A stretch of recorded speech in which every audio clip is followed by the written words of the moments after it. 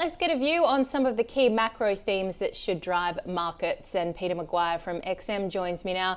Peter, I guess in positive news, there has been a little bit of a de-escalation of those tensions that we saw on Friday afternoon. Absolutely. Good morning, Juliette. Yeah, it seems that hot air's certainly come out of it. The markets have given back all of those gains as far as energy down, probably the best part of 4%. Gold still held around that 2,400, 2,410 sort of handle, and US dollar strengthened even further. So, yeah, there's been plenty of movement in the last couple of days, and it'll be interesting how this week materialises, and do we see any form of retribution? Well, indeed. And I guess we're also getting to the point of what potential retribution could mean for repricing of assets. Certainly a big spike coming through in the oil price on Thursday, but as we say, it has de-escalated somewhat. What do you see in terms of the bond movements and potential here? Well, naturally, I mean, there was a flight to safety, and you saw that, as you said, the 2-year nearly at 5 and the 10-year. The whole sector, I think, we've just got to see where we move forward as far as any thoughts as far as rate cuts. They're looking at about 42 basis points. We're down from 75 basis points. That's what the Fed's looking at, 75, but investors are around that 42. And it'd be interesting if that shrinks over the next couple of weeks to back down to about 25 basis points. And I think that's a big probability. You've got some of those FOMC members saying that you should be going the other way and having a rate hike, not a rate cut. So along with, of course, Professor Larry Summers from Harvard. So let's just see how this month goes, and we roll into summer in the US, and it certainly will be a hot summer. A hot summer indeed, and at the same time, hot inflationary pressures too in the US, Peter. We just heard from Austin Goolsbee saying he doesn't think the time is right to cut. How are you sort of seeing the potential of these positions, given the fact that it does look like we continue to see a rate cut from the Fed priced even further out? Well, look, we're in the hands of naturally, the numbers and how they drop, Juliette, and we've got those numbers coming forward this week as far as, the core PCE, you've got the PMIs, and you've got, of course, US GDP first estimates. So if they don't contain it, and that's the challenge when you've got crude oil, running close to 90, that's going to underpin everything and really push inflation higher. And if it was running at $60, then it's a different, I think, scenario completely. But that's not the case at all. So I think, again, we've just got to wait and see how the numbers drop, what interpretation the Fed has to it, and naturally what consumption looks like. The US is a totally different market to the UK or, of course, to Eurozone.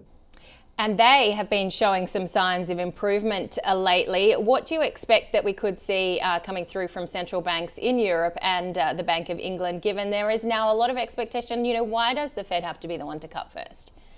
Exactly. I think, President Lagarde is saying, possibly June is going to be the launch date for Eurozone. There's the first part. I'm not sure whether the UK is along with that mantra or they run it a little bit harder and go, the latter part of summer. So we've just got to see again, how it all rolls, what interpretation is with the numbers as they drop, and how the central banks, their rhetoric as far as policy, and of course, where does their currencies play in that short run? Because you've seen a big sell-off as far as euro. And certainly the euro was down nearly 2% for the week against the US dollar, and the pound got crushed as well. So, and we haven't done very well at either. We're down under 64 at one stage. We're about 64.10, I think, at the moment. Peter, let's talk about our economy then. As you talk about the Aussie dollar under a little bit of pressure, we've got our own inflationary picture coming through this week, which will be key ahead of the May RBA decision. How are you reading the overall picture in the Australian economy?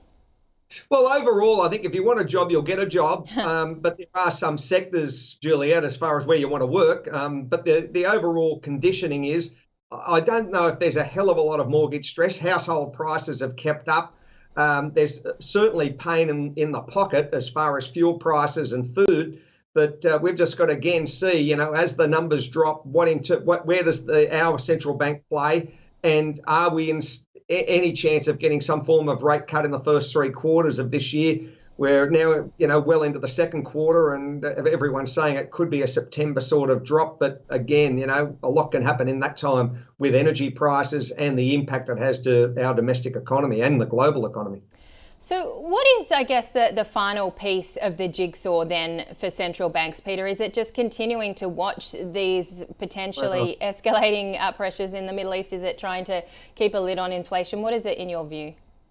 I think it's got to be geopolitics, Juliette, because you've got so many hot points around the world, and if they start to fester and really, create more turbulence, as we saw last week, the vulnerability and volatility of the crude market really dictates policy. Because if you see a large spike, and then you have all of those disruptions as far as airlines, shipping, and the transfer of goods, then that naturally rolls into inflation, and it could be very, very tough on the consumer. So I think 24's over the next 2 quarters are going to be very interesting in the sense of the run up to the election in the US, and there's plenty of water to pass under the bridge yet.